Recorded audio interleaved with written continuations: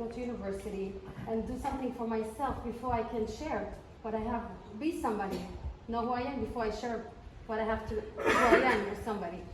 So they waited patiently till I was 22, and that's when I finished studying in Israel, and I became what I wanted to become at that stage, and then I was ready to date. And it's a long story, but to make it short, I didn't grow up, you look at me from, I wasn't from. I grew up conservative, but in Germany, I didn't go to yeshiva, I went to a private school, a French school. What does from mean? It's a good question. I keep Shabbat, I keep tzniut, and I wasn't sanu at all. If you would see me, if you would know me before I became religious, which is 2 weeks before I met my husband, I took on myself. It's a long story, I don't know if I should go into it, but basically, I grew up like everyone.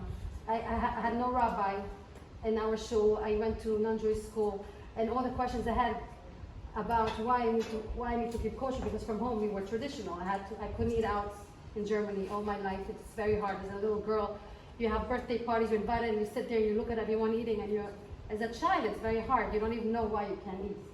But I was a good girl. I didn't eat, and after 18 years, my teacher tells me, I felt so bad for you. It's so hard to be Jewish.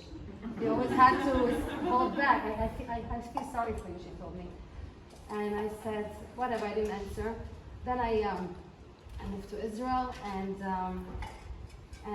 that's where I wanted to connect to my Jewishness. And I lived in Ramat Aviv Gimel again in Galut.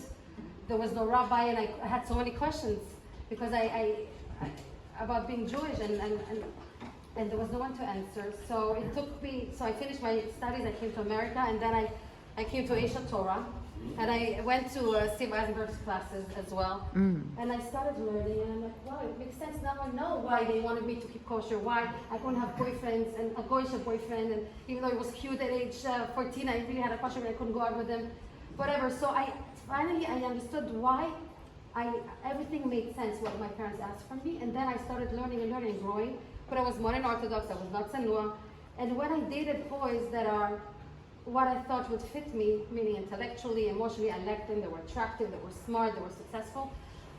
When it came down to it, to build a home, I saw that I'm just too religious. Like, I discovered my neshama, I discovered my Judaism, and I couldn't compromise.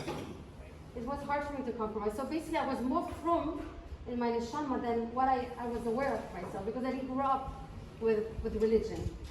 So when I understood that I'm actually more religious in my soul than the way I act and dress, and so I spoke to Hashem. I said, Hashem, I think, and I was 30 already. I met many boys, but it never worked out because I was too religious. So during my Amidah prayer, Arvit, one night, now I tell you my whole story quickly, I started crying. I said, Hashem, I meet so many nice people, good people, but it never works out, and I'm ready, I want to get married. So you find me the next boy. I give up. I'm not going to be picky. You send me the next boy, and I'm ready. Right now, even I'm going to wear skirts, because I want my outside to fit my inside. Right now, all the boys that caught up with me are not eating kosher, and they're not Shomer Shabbat, and it doesn't work out for me. I can't become less, and they can't become much more.